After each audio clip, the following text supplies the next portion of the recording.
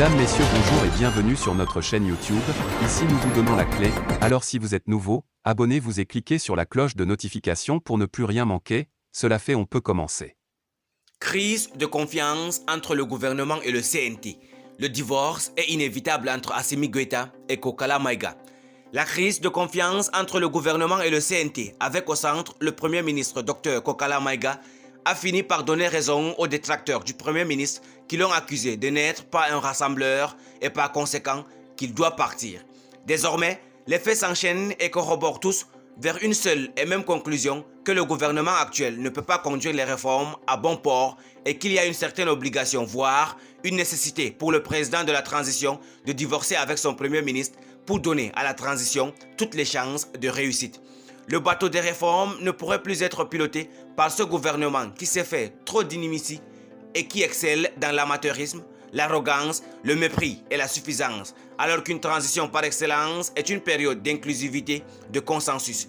Assimi Goïta va-t-il enfin se décider à prendre la décision qui sied dans le contexte actuel, celle de nommer un Premier ministre neutre et un gouvernement de large ouverture? Le président de la transition sait-il réellement que le premier ennemi de son régime est le temps? Qui pour remplacer valablement Kokala Maïga? Après la dislocation du mouvement du 5 juin, Rassemblement des forces patriotiques M5 RFP, en plusieurs morceaux, dont les plus remarquables sont celui de l'imam Mahmoud Diko et le morceau détenu par Cheikh Oumar Sissoko et ses camarades, la légitimité du président de son comité stratégique, qui se trouve être le Premier ministre, est mise à rude épreuve. À cette crise interne au sein du M5 RFP, se sont ajoutés d'autres comme la crise de confiance entre le Premier ministre et la classe politique, ensuite une rupture qui ne dit son nom entre le Mali et une bonne partie de la communauté sous-régionale, voire internationale par sa faute. Pour rappel, la classe politique a voué aux gémonies Kokala Maïga pour non seulement travail fractionnel, mais aussi et surtout pour manque de neutralité et de travail clinique.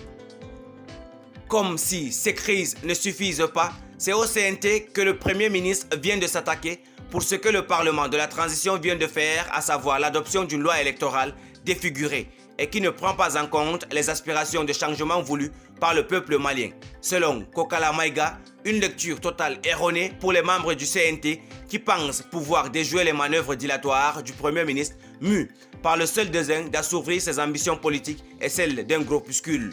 Pour les membres du CNT, le coup du Premier ministre a foiré et le poteau rose a été découvert et circonscrit.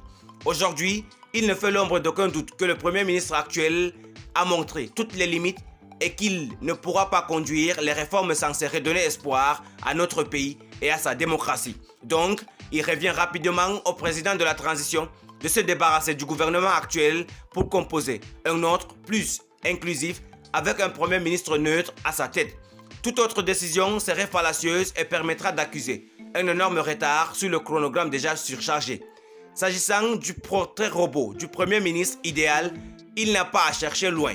Il doit être une personne neutre, consensuelle, qui a occupé des postes de responsabilité, donc qui a une certaine expérience. Ce Premier ministre doit être à mesure de parler avec toute la classe politique et les organisations de la société civile.